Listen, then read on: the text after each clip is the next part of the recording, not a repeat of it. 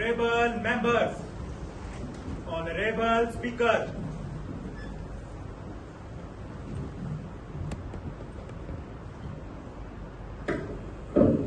please be seated.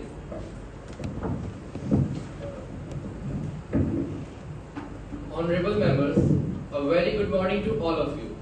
I welcome you all to this National Youth Parliament session, and I hope this session will be fruitful. We begin today's session with oath or affirmation of our newly elected members. Secretary of House, please. Yes, Mr. Speaker. Shrimati Aradhya, who stands elected from Mumbai constituency of Maharashtra, will now take an oath or an affirmation.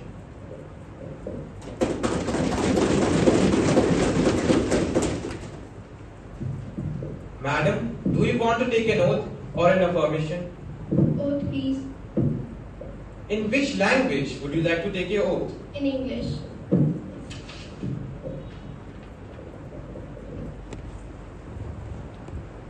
I, Aradhya, having been elected a member of the lower house of the Youth Parliament, do swear in the name of God that I will bear true faith and allegiance to the Constitution of India as by law established, and that I will uphold the integrity and sovereignty of India, and that I will faithfully discharge the duty upon which I am about to enter.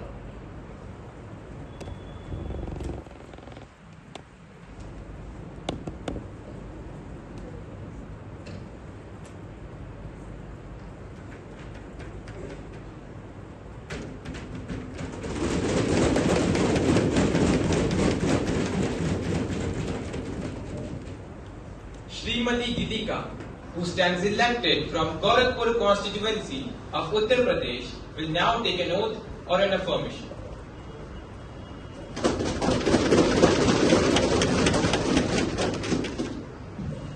Madam, do you like to take an oath or an affirmation? Oath, please. In which language would you like to take your oath? Hindi में.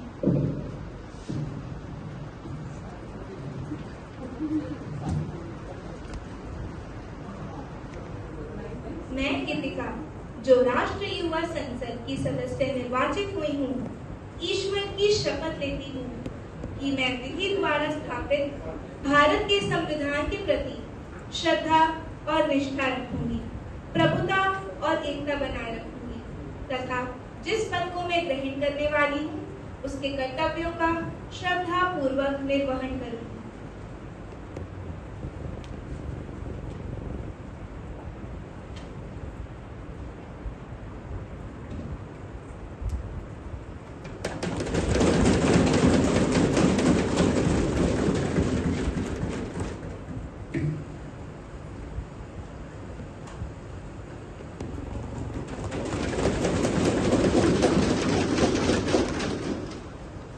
Honorable members, as we meet today, it's my sad duty to inform the House about the demise of our former colleague, Shri Mulayam Singh Yadav.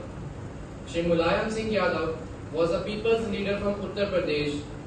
He was elected 8 times as an MLA, 7 times as member of Lok Sabha, and led the state as Chief Minister 3 times.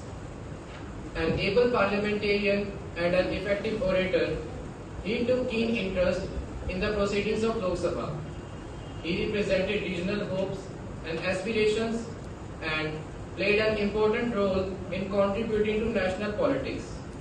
He passed away in Gurugram on 10th October 2022 at the age of 82. Now, I would like to invite Prime Minister and Leader of House to express their sorrow.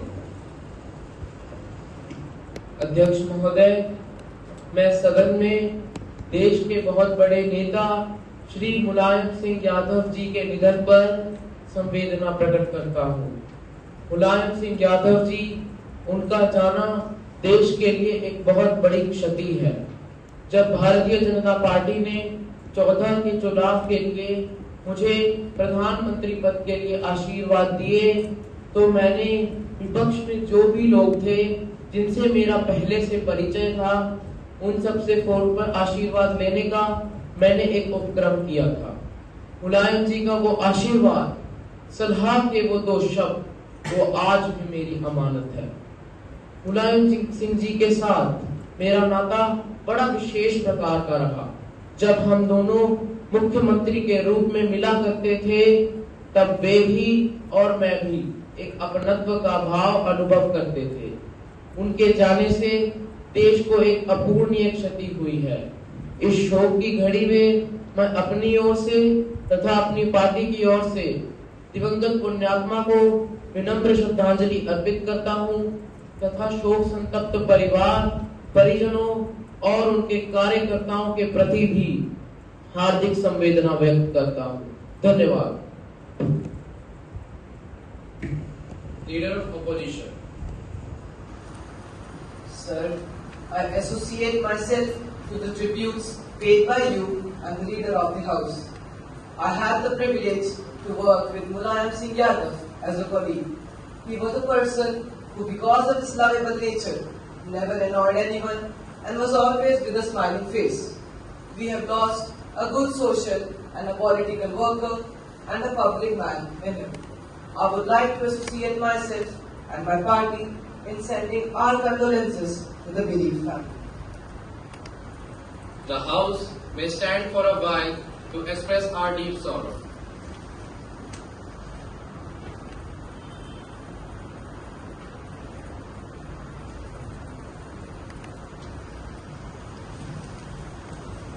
Secretary General to report to message the condolence to the bereaved family. Yes, Mr. Speaker. Prime Minister to introduce new ministers. Mr. Speaker, sir, I have pleasure in introducing to you and through you to the House my colleagues, the new minister, Srimati Banhar, Minister of State for Youth Affairs, Srimati Bani, Minister of State for Health and Family Welfare. Thank you, Mr. Speaker. Now the question hour begins. Question number 101, Shri Hiren. Honorable Speaker, sir, I, as the representative of this country, would like to question the Ministry of Home Affairs that what is the present status of 2021 census? Whether the government is considering caste and sub-caste based census? If so, kindly inform the House. And if not, the reasons for that and the funds likely to be spent on the proposed census if the government would conduct. Minister of Home Affairs may kindly respond. Honorable Speaker, I through you would respond to the honorable member's question as follows. The intention of the government for conducting census 2021 was to be notified in the Gazette of India on 28 March 2019. But due to outbreak of COVID-19 pandemic, census 2021 and related field activities have been postponed until further orders. While the caste and tribes which are specifically notified as scheduled castes and scheduled tribes as per the Constitution, Scheduled Caste Order 1950 and Scheduled Tribe Order 1950, as amended from time to time, are already enumerated in the census. The Government of India indeed has not enumerated caste-wise population other than SCs and STs since independence. Honorable Speaker, our government had approved rupees 8,754.23 crore for the exercise of census 2021. Thank you, Speaker. Shri Pavel, only one supplementary question allowed. Thank you, Mr. Speaker. Honorable Speaker, I too would like to know from the same ministry whether any changes in the format or performa have been suggested for various socio-economic parameters or category-wise database, and if so, what are those? Please inform the nation through this House, and whether the government proposes to have digital census or self-enumeration procedures, and if so, please put the details in the House The nation wants to know. Speaker sir, I seek your permission to kindly allow the Minister of State for Home Affairs, Shri Mudita, to respond to the supplementary question. Permission is granted. Thank you, Mr. Speaker. So, I would like to inform the Honourable Member and members of this House that in census, data is collected on demographic and various socio-economic parameters like education, SC/ST, religion, language, fertility, disability, occupation, and migration of the individuals. The questionnaire for the first phase of census was notified in the Gazette of India. In reply for your next question, respected member, is that the forthcoming census is to be the first digital census, and there is a provision for self-enumeration too. Mobile app for collection of data and a census portal for management and monitoring of various census-related activities have been developed. Thanks to all of you. Was 21 days notice not enough for the minister to collect the information? How is the House to be treated, sir? Honourable Speaker, I would like to inform the Honourable Member that the lack of preparedness of the opposition rule states to conduct such mass digital exercise and the reluctance to expedite the upgradation of the digital infrastructure has considerably delayed the process. I would like to place on record that the NZ rule states are fully prepared to take up the digital census within 24 hours and seek your cooperation to convey this message to the House. Thank you, Mr. Speaker. How can you say that? Don't try to mislead the House. These are all lies. अपनी गलती के लिए opposition को बदनाम न करें। ये गलत है। नहीं चलेगी, नहीं चलेगी, नहीं चलेगी। Maintain the decorum of the House, please. सदन की गरिमा को बनाए रखिए. Next question, question number 102, Srimati Ananya. Mr. Speaker, sir, question number 102 will be to the Minister of Carbon and Energy. Please state whether the government has assessed the potential of power generation from tidal waves. If so, the outcome of such assessment. The estimated cost of power generation from tidal waves vis-a-vis the conventional methods of thermal and hydroelectric power generation. Whether the government has formulated any plan to set up the thermal power station in the Gulf of Karnal. If so, whether such plans are to be set up in other places like the Bay of Bengal, etc. And if so, the details thereof. Minister of Energy, please respond. Thank you, Honorable Speaker. Sir, the Central Electricity Authority has undertaken studies and investigations to assess the techno-economic feasibility of the tidal power project in the Gulf of Karnal, which envisages an installed capacity of about 900 megawatts. There is no proposal at present to set up a tidal power project at any other location. The estimated cost for setting up the proposed project in the Gulf of Karnal will be around 85 paisa per unit. The average cost of generation from conventional hydro and thermal power projects based on the projects recently cleared by the CEA are as under. For hydro, it's 35 to 60 paisa per unit, and for thermal power projects, it's 50 to 85 paisa per unit. Thank you. Supplementary question, Srimati Aradhya.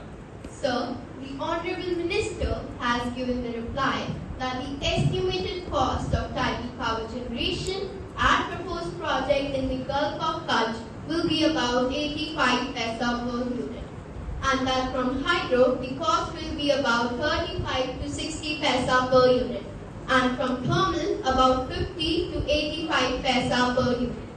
I want to know from the Minister what is the estimated cost of power generation from wind and solar system, and if the cost of power generation from wind and solar system is low in comparison to thermal and hydro system, etc., whether the pace of program of power generation from wind and solar is being increased in the country.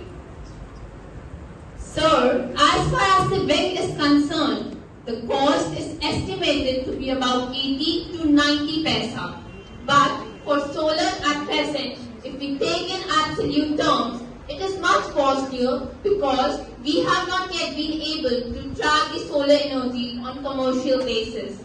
But the experiments are being tried.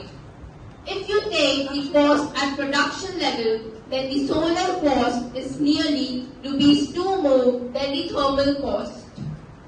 We have to consider the cost delivered, that is, the cost to the consumer.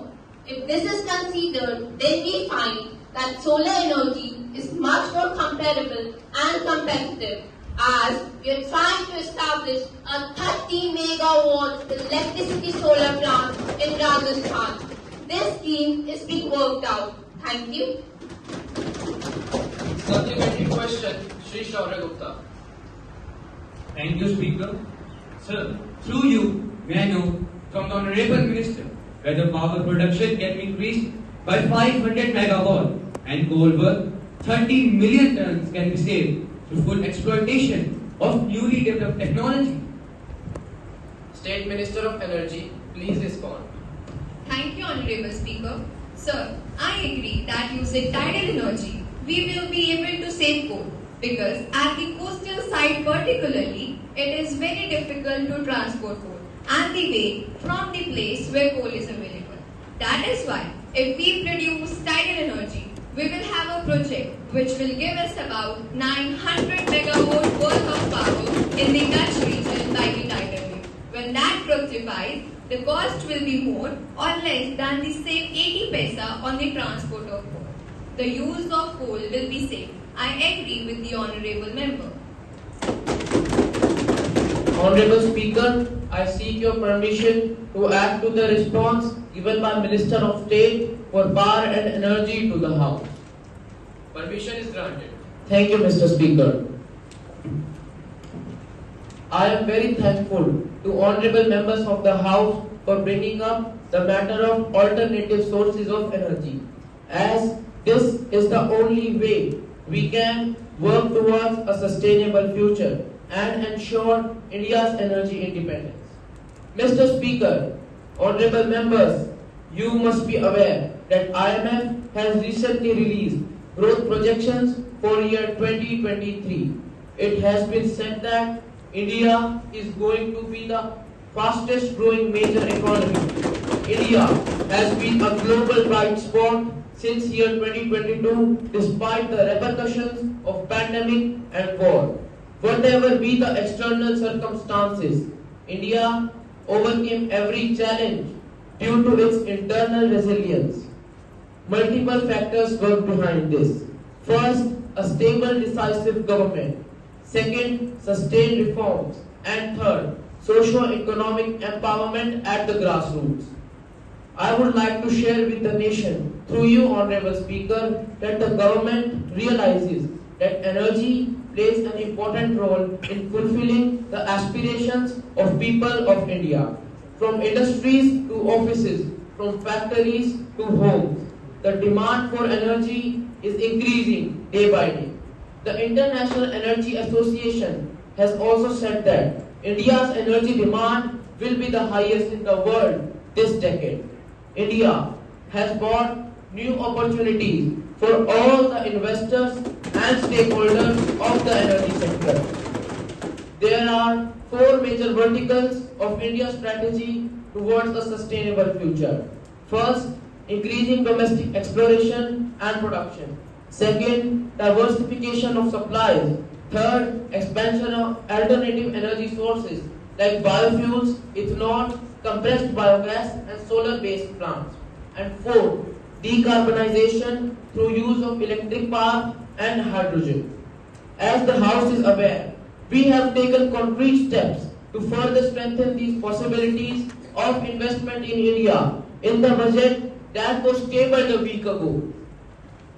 Rupees 35,000 crore has been earmarked for priority capital investments so that energy transition and net zero objectives get a boost. We have also made a provision for rupees 10 lakh crore for capital expenditure in the budget. This will also speed up the infrastructure from green hydrogen to solar power and plants. The renewable energy capacity in India has also increased from about 70 gigawatts to 170 gigawatts in the past 9 years. The solar power capacity has also increased by more than 20 times. Today, India ranks 4th in the world in terms of solar power. Thank you, Mr. Speaker. Next question, question number 103, Shri Priyadarshan. Sir, the honorable member is absent. Okay. Question number 104, Shri Yatharth. Thank you, Honorable Speaker. Will the Minister of Tourism be pleased to state what measures has the government taken to position India as a major tourist destination now that it has the presidency of G20 meetings? If so, the nation requires details. Minister of Tourism may kindly respond. Thank you, Honorable Speaker.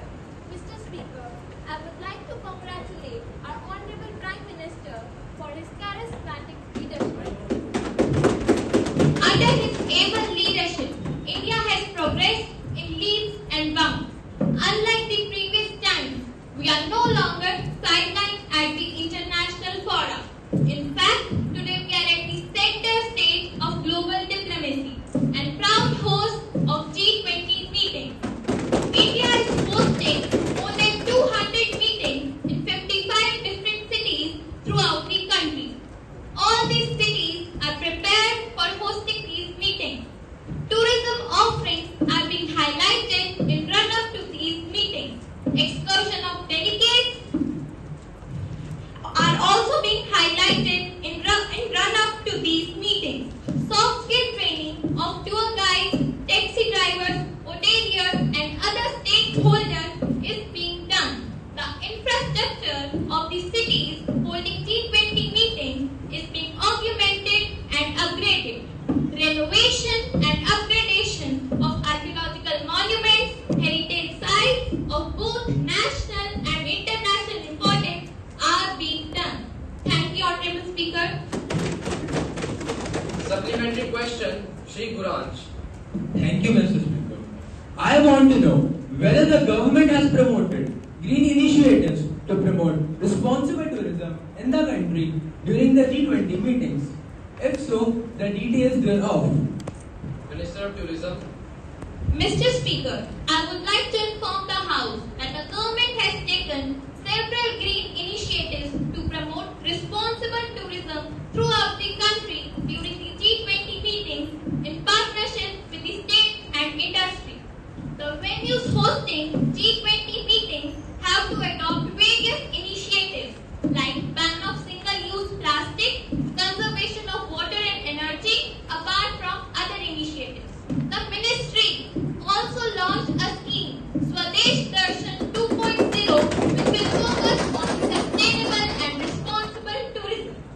Greening of the tourism sector is one of the 5 key priorities of the tourism working group. Thank you. Question hour is over. Secretary to report a message from Upper Chamber of Youth Parliament. Sir, I have to report the following message received from the Secretary of the Upper House of Youth Parliament. In accordance with the provisions of rules and procedure and conduct of business in the Upper House of Youth Parliament, I am directed to enclose a copy of Forest Conservation Amendment Bill 2023 as passed by the Upper House of Youth Parliament. Secretary to lay on the table a copy of the bill as passed by the Upper Chamber. Sir, I lay on the table of the House the Forest Conservation Amendment Bill 2023 as passed by the Upper Chamber of Youth Parliament. Honorable members, I have to make an announcement. On my own behalf, and the honorable members of the House, I have great pleasure in extending warm greetings to His Excellency Mr. David Bennoff, Deputy Speaker of Australian Parliament, and the honorable members of the Australian Parliamentary Delegation, who are on a visit to India as our honoured guest. Other members of the delegation are Mrs. Lillian Pontiff and Ms. Lisa Johnson. It's a very high-powered delegation. They are now seated in the special box. We wish them a happy and a fruitful stay in our country. We would also like to convey our warm greetings and best wishes through them to the Prime Minister, the Parliament, the Government, and the friendly people of Australia. Now, let us take up calling attention motion. Srimati Tanmaya. Thank you, Mr. Speaker. I would like to draw the attention of the Minister of Finance towards the increasing prices of fuel in the country and the actions taken by the government in regard. Yes, Minister of Finance, please. Thank you, Speaker, sir. Sir, through you, I would like to draw the attention of the members of the House to the fact that we do not make policies keeping one person in mind, unlike the claims of the opposition. We make policies under the guidance of our Honorable Prime Minister, keeping everyone in mind. We are not a government who just thinks about a handful of people. Honorable Speaker, sir, firstly, I would like to bring to your notice that opposition ruled Himachal Pradesh has increased VAT, value-added tax on diesel after assuming office last year. This is the culture followed by the opposition. Like, Punjab has increased VAT on petrol and diesel in February 2023. How is the state supposed to generate revenue if not through taxation? Honorable Member, please get back to your chair. Don't interfere in the proceeding. Let the Minister speak first. It will lead to an increase in the price of petrol, approximately 95 rupees per litre. India relies on overseas purchases to meet about 85% of its oil requirements, making it one of the most vulnerable in India to higher oil prices. The government has announced an excise tax cut of 8 rupees per litre on petrol and 6 rupees per litre on diesel. The government will bear a shortfall of 1 lakh crore rupees due to the excise duty cut on petrol and diesel. Under the Ujjwala Yojana, the government has also granted a 200 rupees per cylinder subsidy. This will benefit around 9 crore beneficiaries. There are few more states, those who have not changed taxation in the fuel prices or marginalized changes even after the announcement of the PM. Honorable Speaker, since energy and fuel are matters of concurrent list, the Union government cannot control the fuel prices singularly. It would be prudent if the opposition rule states also join the NDA rule states in reducing fuel prices. Thank you. Honorable Minister for Women and Child Development to introduce the bill. Honorable Speaker, I would like to move for leave to introduce a bill, the Women and the Girl Child Prevention of Atrocities Bill. Question is that leave is to be granted to introduce a bill, Women and Girl Child Prevention of Atrocities. Those who are in favor will please say aye. Aye. Those who are against it will say no. No. I think the ayes have it, the ayes have it, and the ayes have it. Leave to be granted. Minister for Women and Child Development. So, I introduce the bill for consideration. Now, the House will take up consideration of Women and Child Development Bill, Prevention of Atrocities. Minister for Women and Child Development. I would like to move that the bill provides for stringent punishment to curb atrocities against the girl child and the women, and for the matters connected to be taken into consideration. So, as we all know that despite reforms at the beginning, it is very unfortunate that the young girls and the women are the still most vulnerable to various atrocities and violence. Teasing and molesting them even at public places, which need to be dealt with severely by providing them deterrent punishment. With a view to provide more stringent punishment to those abetting the act of atrocities against the girl child and the women, the government has brought forward this bill before this August House. Salient features of some of the important provisions of the bill are as follows. Any person who outrages the modesty on any woman shall be punished with imprisonment which will not be less than 10 years and with a fine which may extend to rupees 10 lakh. Any person who commits the offence of rape on any woman or the girl child shall be punished with death. The appropriate government shall, with the concurrence of the concerned High Court, establish a special court in each district to try offences under this Act. Honourable Speaker, I am confident enough that all the honourable members of this House will accept this bill irrespective of their party affiliation. I now move that the Women and the Girl Child Prevention of Atrocities Bill to be taken into consideration. Motion moved. Honorable Speaker, women have always been a victim of molestation and sex abuse. The incident of Guwahati, which attracted media's attention, was a shocker. It was really a brutal act being conducted by 20 so-called moral policing agents who believe they have the privilege of being the males and can do anything they want. India is not the best place for the women to work and move freely on streets. Would it not have been better if the government had taken some steps against carbon panchayats also? I believe that the bill should have strict punishment for the self-proclaimed moral agents.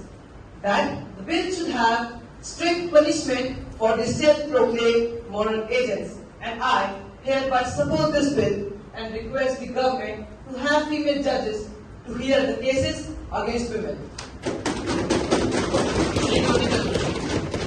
Thank you, Speaker, sir. The fact remains that the case of dowry and female infanticide often involve the female counterpart. We should seriously think on the issue how to empower the women, which is the only way to eradicate this mindset from the people of India. I hope government understands my point. Social education is also important. Legislature is only an injection. Social education is inoculation. Government should not be satisfied by giving injections, but also ensure that people are inoculated against the diseases of women atrocities. I think we have many provisions in our Constitution and Indian Penal Code to deal with the problems of women atrocities. So, we don't need another bill. Hence, I oppose the bill. Mr. Speaker, I am grateful to all the members who have supported this bill. I am also grateful to those members who have given their constructive criticism on it. I am grateful for the advice that has been given to us. With regard to the main suggestion, I would like to say that I do agree that the whole problem of women atrocities and other such issues are connected with the status of the women in the country. But I think that we have reached a stage where we are as a nation committed to improve the status of the women and give them equality in all the fields. As far as the honor killing it is concerned, it is addressed in the bill. One of the suggestions that has been made to us is about the question of female judges. Mr. Speaker, I assure the House that we have made a provision for it in the bill. With regard to the point raised by the Honourable Member that the crime is bailable, there seems to have some misunderstanding. Because for any crime where the punishment is for 7 years, imprisonment till death penalty, it is automatically non-bailable as per as IPC provisions. I hope I have answered most of the questions raised by the Honourable Members in the course of my speech. I once again thank you for your support and seek your cooperation in implementing this measure. I request the House to pass the bill. Honorable Prime Minister, please conclude.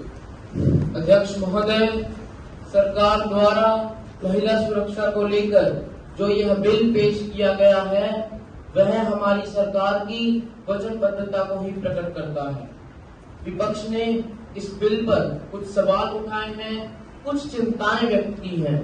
ये चिंताएं स्वाभाविक हैं और हम उनका भी स्वागत करते हैं।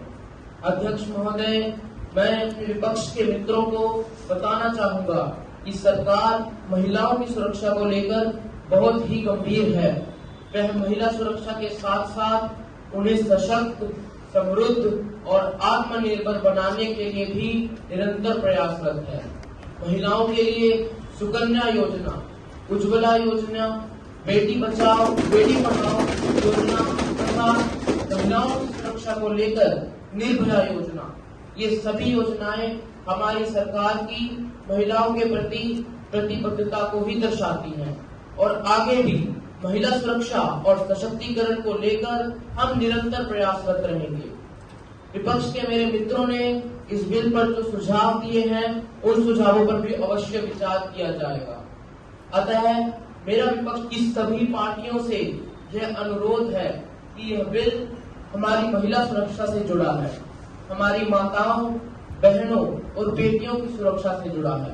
अतः सभी पार्टियां दलगत राजनीति से ऊपर उठकर इस बिल का समर्थन करेंगी, ऐसा मेरा विश्वास है। बहुत बहुत धन्यवाद, बहुत बहुत आभार। Now, the question is that the Women and Girl Child Prevention of Atrocities Bill for matters connected therewith be taken into consideration. Those who are in favor will please say aye. Aye. Those who are against it will say no. No. I think the ayes have it, the ayes have it, and the ayes have it. Motion is adopted. Now, clause by clause consideration. Question is that clause 211 stands part of the bill. Those who are in favor will please say aye. Aye. Those who are against it will say no. No. I think the ayes have it, the ayes have it, and the ayes have it. Motion is adopted. Clause 211 stands part of the bill. Question is that clause 1, the enacting formula and the title stands part of the bill. Those who are in favor will please say aye. Aye. Those who are against it will say no. No. I think the ayes have it, the ayes have it, and the ayes have it. Motion is adopted. Clause 1 stands part of the bill. Minister for Women and Child Development, please. Honorable Speaker, I move the bill to be passed. Motion moved that the bill is passed. Those who are in favor will please say aye. Aye. Those who are against it will say no. No. I think the ayes have it, the ayes have it, and the ayes have it. Motion is adopted. All rise for national anthem.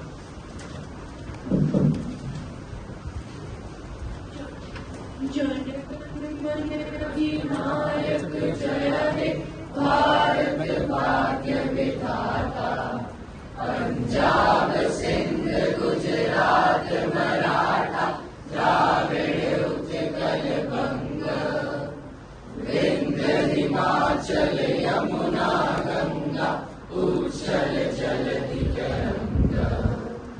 तब शुभ नामे जागे, तब शुभ आशीष मांगे, गाए सब जय गाता, जन गण मंगलदायक जय हे भारत भाग्य विधाता।